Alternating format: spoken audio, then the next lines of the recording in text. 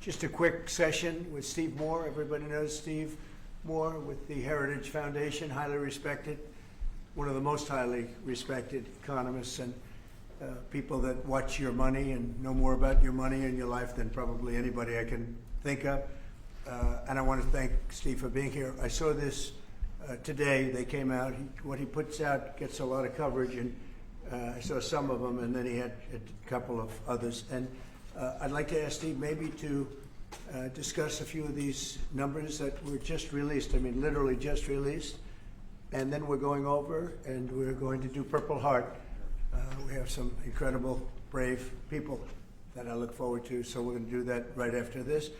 Steve, could you say a few words about the various charts? Thank you, Mr. President. So I called the President because I had some very good news from some new data that we've been able to put together that no one has ever seen before, and I'll just very quickly go through these. So I was telling the President that he did the right thing in calling for a new head of the Bureau of Labor Statistics, because this shows that over the last 2 years of the Biden administration, the BLS overestimated job creation by 1.5 million jobs. That's Mr. President, that's a gigantic error.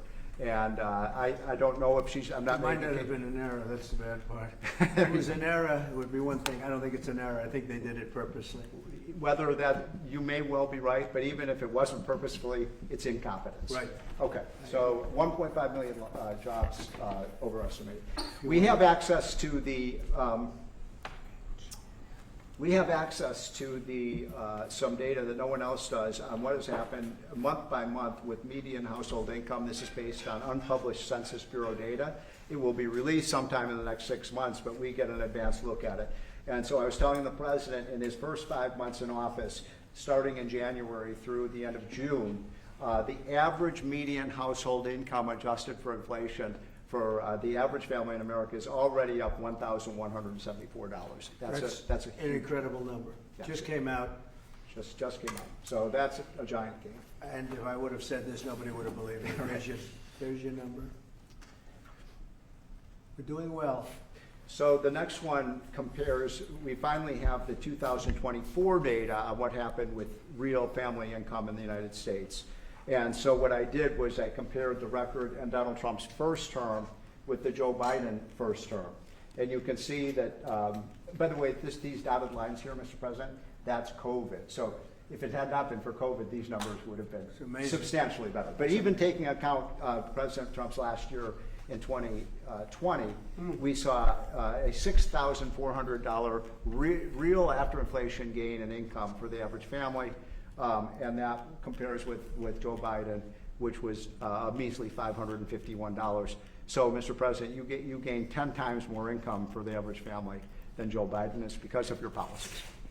And that's taken into consideration COVID, yep. Which a lot of times you don't have to do that. Because but I'm very glad you did. We were almost 8,000 until look at that number. Yeah. Okay.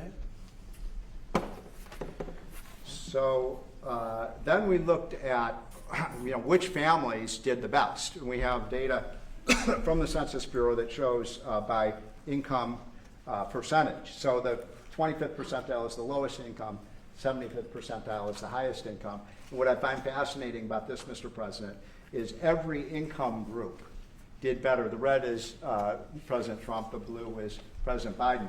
Every single income group did better under President Trump. But what's really amazing is look what happened under Biden. The lowest income group lost income under Biden. They were poor 4 years after Biden's presidency.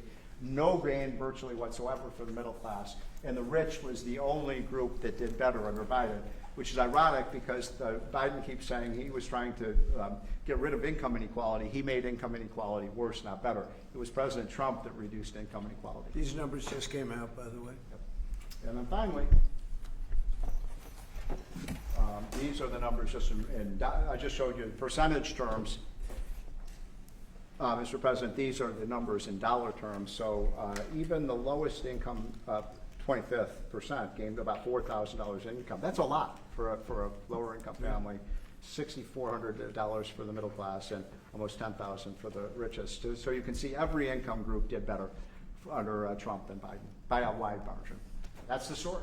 I think when you look at them, they're all something, but this one chart really says it better than anything. If you look at this, this is great, but this chart is pretty amazing right here.